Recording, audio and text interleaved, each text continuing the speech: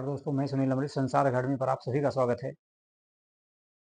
जैसा कि आप सब जानते हैं, ये पहली जो हमारी क्लास आई थी, वो आई थी संविधान सभा की पॉलिटी के अंतर्गत।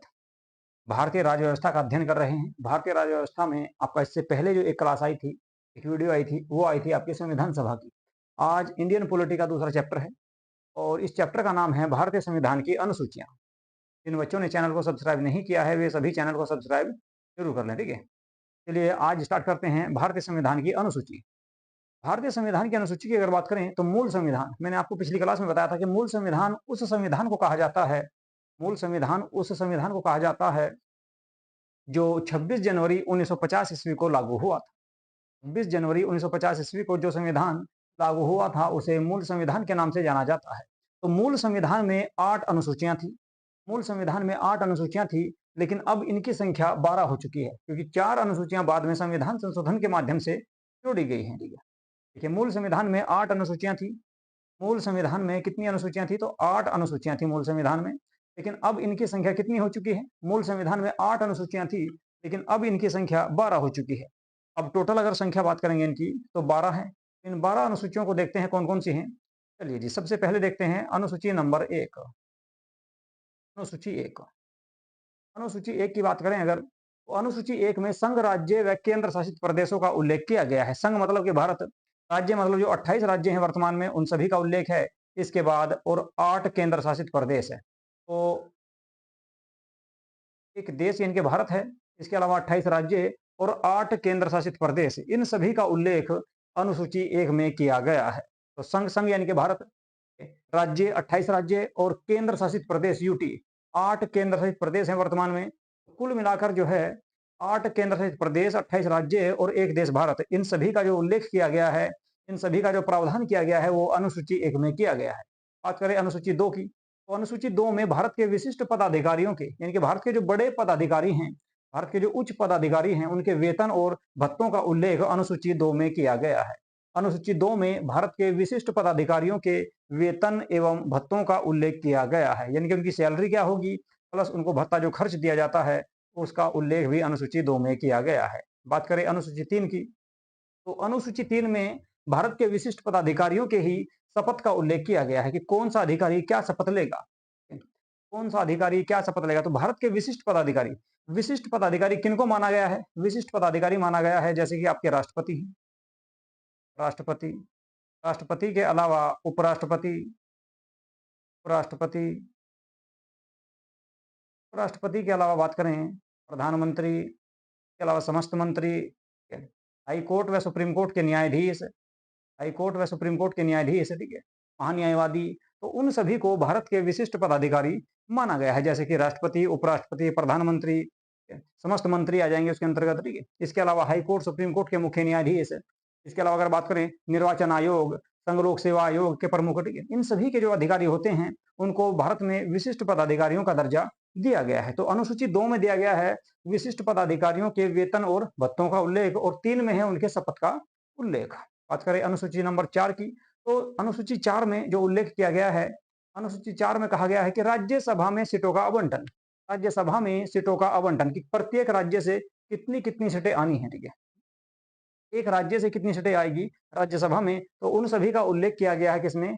अनुसूची 4 में। तो अनुसूची 4 के अंतर्गत अगर आपसे पूछे कि कितने राज्य आएंगे, तो 28 राज्य, 28 के 28 राज्य ऐसे हैं जहां से जो है राज्यसभा की सीटें आती हैं। इसके अलावा 3 केंद्र शासित प्रदेश भी ऐसे हैं जहां से राज्यसभा की सीटें आती हैं, क्योंकि राज्यसभा के सदस्यों का चयन जो किया जाता है वो विधानसभा के सदस्यों के द्वारा किया जाता है। तो 28 के 28 राज्यों में विधानसभा है, यहाँ पर जो है राज्य सरकार के द्वारा सरकार बनाई जाती है। इसके अलावा 3 केंद्र शासित प्रदेश भी ऐसे हैं जहां पर विधानसभा है। बात करें दिल्ली की, तो दिल्ली है आपकी। दिल्ली के अलावा अगर बात करें नंबर 2 पर आ जाएगा कौन सा? जम्मू एंड कश्मीर। जम्मू एंड कश्मीर में तुम्हारी विधानसभा है। और नंबर 3 की अगर बात करें तो पुदुचेरी, पुदुचेरी। ये 3 केंद्र शासित प्रदेश ऐसे हैं जहां पर विधानसभा है, तो यहां से भी आपके राज्यसभा के मेंबर चुने जाते हैं। तो 28 राज्य और 3 केंद्र शासित प्रदेश ऐसे हैं जिनका उल्लेख अनुसूची 4 में किया गया है, यानी कि राज्यसभा की सीटों का जो आवंटन किया गया है वो अनुसूची 4 में किया गया है। चलिए जी, बात करते हैं अनुसूची 5 की। अनुसूची 5, अनुसूची 5 में एससी एसटी के प्रशासन का उल्लेख किया गया है। अनुसूचित जाति व जनजाति यानी कि एससी और एसटी, एससी और एसटी के प्रशासन का उल्लेख जो किया गया है वो अनुसूची 5 में किया गया है। लेकिन इसमें आपके 4 राज्यों को शामिल नहीं किया गया है। इसमें 4 राज्य यानी कि जनजाति जो एसटी के 4 राज्य हैं उनको इसमें शामिल नहीं किया गया। उसके लिए अलग से अनुसूची 6 को जोड़ा गया है। उसके बारे में आगे बात करते हैं। बाकी सभी राज्य और केंद्र शासित प्रदेशों को इसी में शामिल किया गया है 4 को छोड़कर। वे 4 कौन-कौन से हैं उनके बारे में देख लेते हैं जी। अनुसूची नंबर 6, अनुसूची नंबर 6 में केवल अनुसूचित जाति, केवल अनुसूचित जनजाति के प्रशासन का उल्लेख किया गया है। केवल अनुसूचित जनजाति के प्रशासन का उल्लेख किया गया है और वो भी केवल 4 राज्यों के लिए। कौन-कौन से राज्य हैं? असम, मेघालय, त्रिपुरा और मिजोरम, ठीक है। इनके 4 ये ऐसे राज्य हैं जिनके प्रशासन का उल्लेख केवल अनुसूची 6 में किया गया है। ये केवल एसटी के लिए है और एसटी में भी केवल 4 राज्यों के लिए। कौन-कौन से हैं? तो आपका असम है, मेघालय है, त्रिपुरा और मिजोरम, ठीक है। असम, मेघालय, त्रिपुरा और मिजोरम, इन 4 राज्यों के प्रशासन, इन 4 राज्यों की एसटी के प्रशासन का उल्लेख जो किया गया है वो अनुसूची 6 में किया गया है। बात करें नंबर 7 की, तो अनुसूची नंबर 7 तो देखते हैं जी, ठीक है। अनुसूची नंबर 7, अनुसूची 7 में सूचियों का उल्लेख किया गया है। भारतीय संविधान में 3 प्रकार की सूचियां हैं। भारतीय संविधान में 3 प्रकार की सूचियां दी गई हैं। अब वो कौन-कौन सी है उनके बारे में देख लेते हैं। देखिए जी, संघ सूची है, राज्य सूची और समवर्ती सूची। समवर्ती सूची किसे कहते हैं? राज्य सूची किसे कहेंगे और समवर्ती सूची किसे कहेंगे? इसमें कितने विषय हैं? ठीक है, मूल संविधान में कितने थे, अब कितने हैं, उसके बारे में एक बार देख लेते हैं। सबसे पहले दिया गया है संघ सूची। देखिए, संघ सूची को जो है, संघ सूची केवल केंद्र के लिए है। संघ सूची की अगर बात करें तो ये केवल केंद्र के लिए है, ठीक है।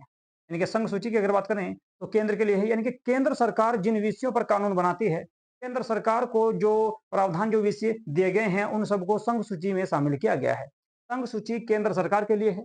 मूल संविधान की अगर बात करें तो मूल संविधान में इसमें 97 विषय थे। मूल संविधान में कितने विषय थे? 97 विषय थे। लेकिन अब इसमें करेक्शन हो चुका है, ठीक। 2022 से पहले इसमें कितने विषय थे? 2022 से पहले की अगर बात करें तो इसमें विषयों की संख्या कितनी थी? तो 97 से इसमें हो गए थे 100। लेकिन अब हाल फिलहाल 2022 में, ठीक, फरवरी 2022 के बाद इसमें विषयों की संख्या रह चुकी है कितनी? 98। तो संघ सूची में मूल संविधान में 97 विषय थे, अब कितने हैं? 98। अब 98 विषय हैं, लेकिन बीच में इसमें 100 हो गए थे, ठीक है।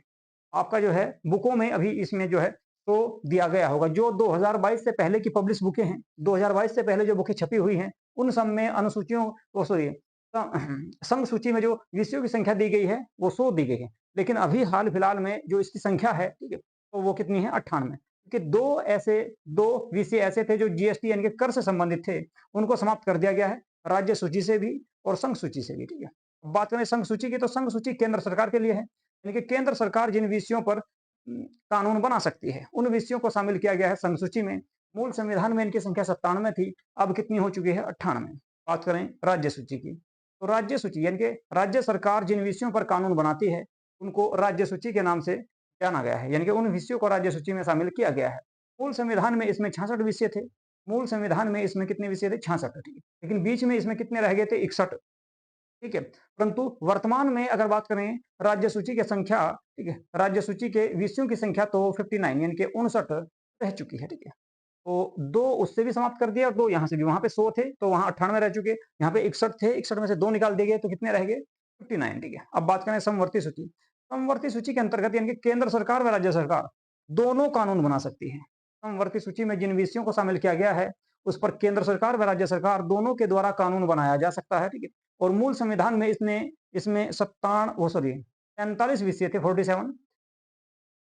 मूल संविधान में समवर्ती सूची में 43 विषय थे, तो वर्तमान में इसमें जो संख्या हो चुकी है वो कितनी है? तो 52। में विषयों की संख्या 52 है, ठीक है। तो संघ सूची में केंद्र सरकार के द्वारा कानून बनाया जाता है। विषयों की बात करें, मूल संविधान में 97 थे, अब कितने हैं? 98। राज्य सूची पर राज्य सरकार के द्वारा कानून बनाया जाता है। इसमें 66 विषय मूल संविधान में थे, अब कितने हैं? 59, ठीक है।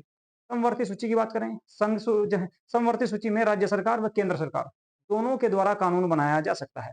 लेकिन अगर दोनों के कानून आपस में टकराते हैं तो केंद्र सरकार का कानून लागू होगा। मूल संविधान में 97 विषय थे, अब कितने हैं? 52 विषय। अब इसमें 52 विषय हैं। डाटा आपके सामने है, आप इसको देख सकते हैं, ठीक है, या इसका स्क्रीनशॉट भी ले सकते हैं। इसके बाद बात करेंगे 8वीं अनुसूची की। 8वीं अनुसूची में भाषाओं का उल्लेख किया गया है। भाषाओं का उल्लेख जो किया गया है वो 8वीं अनुसूची में किया गया है। मूल संविधान की बात करें तो मूल संविधान में इसमें कितनी भाषाएँ थी? 14 भाषाएँ थी।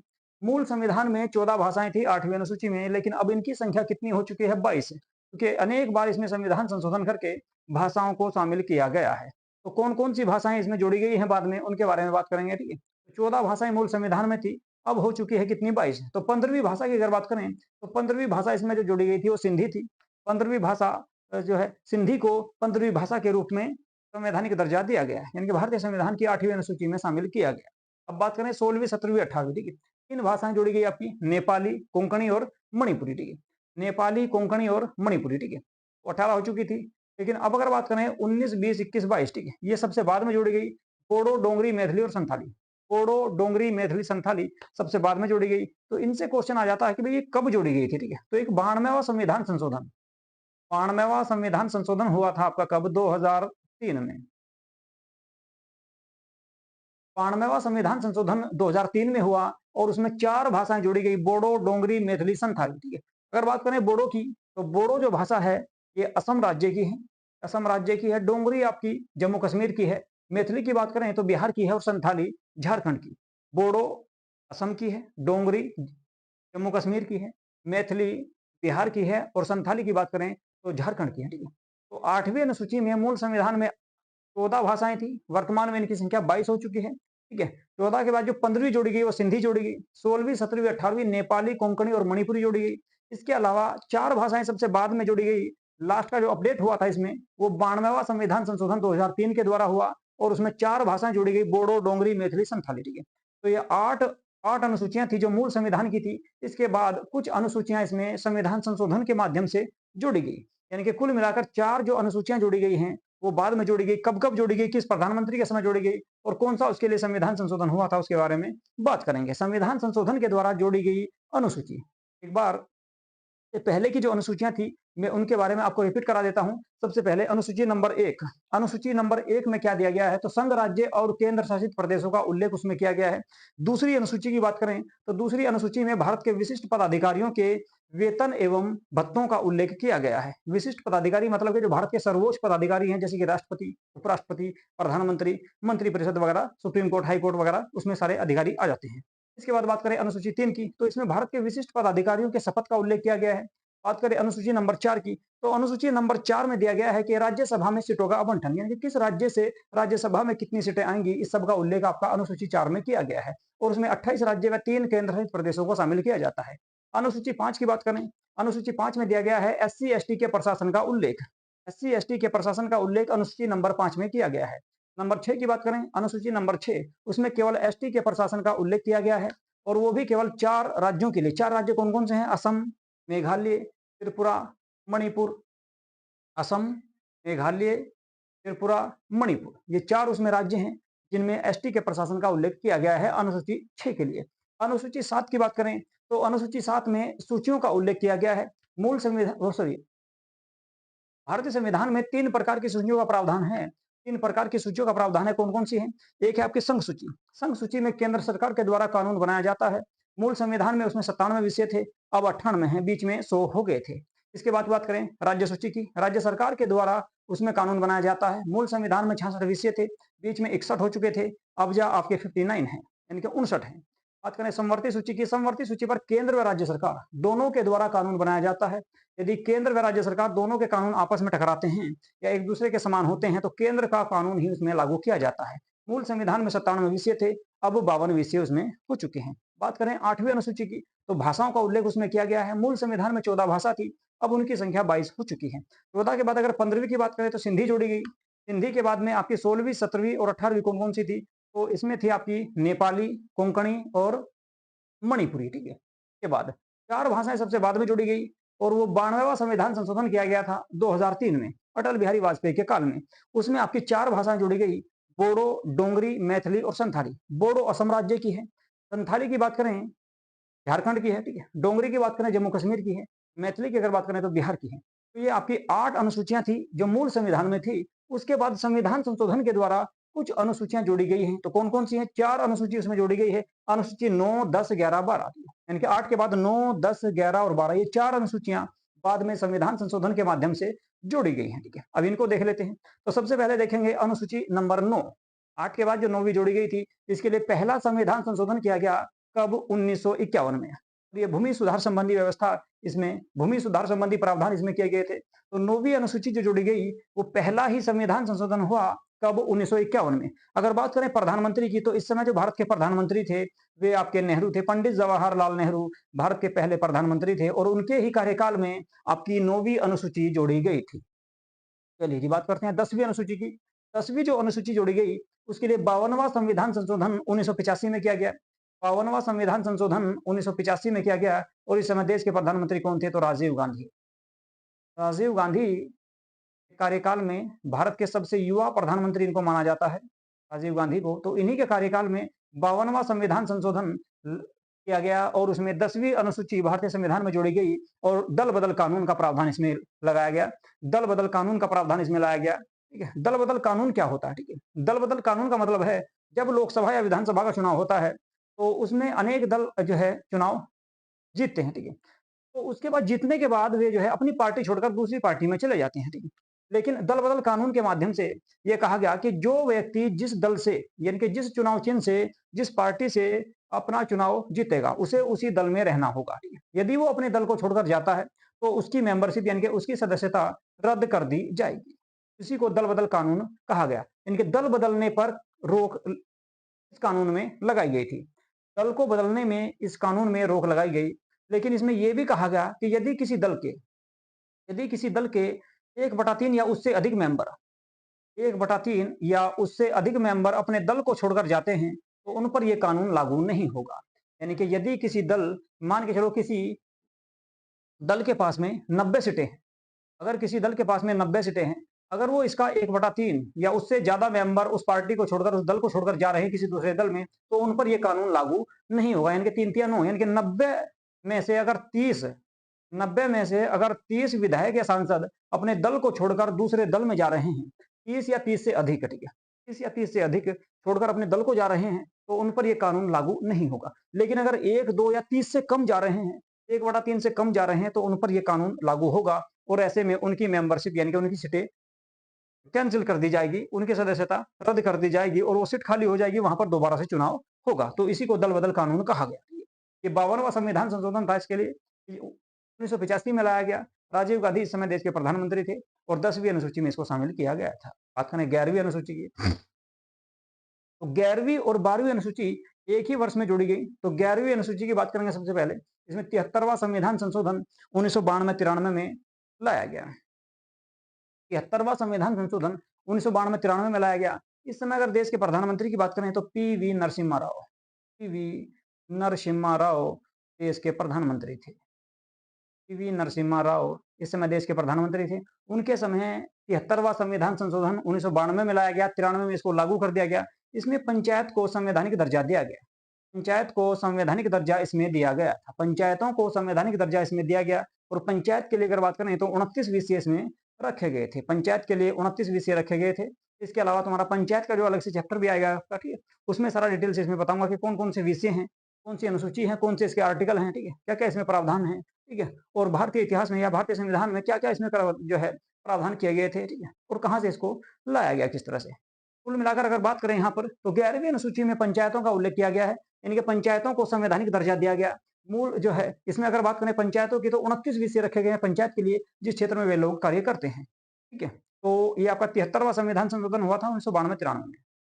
बात करें 12वीं अनुसूची, लास्ट अनुसूची है आपकी, ठीक है। तो 12वीं जो अनुसूची है वो 74वां संविधान संशोधन, एक साल बाद हुआ। 74वां सॉरी, ठीक है, 73 के बाद 74वां हुआ, उसी साल हुआ, ठीक है, और साथ साथ ये दोनों हुए थे। तो 74वां संविधान संशोधन 1992-93 में ही हुआ।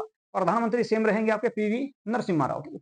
और इसमें क्या हुआ कि नगर निकाय जो होती है, ठीक है, तो शहरों में, ठीक है, गांव में होती है पंचायत और शहरों में होती है नगर निकाय या नगर पालिका, नगर परिषद या नगर निगम इसको कहा जा सकता है, ठीक है। 3 भागों में इसको बांटा गया है। अलग से इसका चैप्टर आएगा, उसमें डिटेल से इसका बताऊंगा, ठीक है। तो 12वीं अनुसूची में आपका नगर निकाय को संवैधानिक दर्जा दिया गया, जिसके लिए 74वां संविधान संशोधन किया गया 1992-93 में।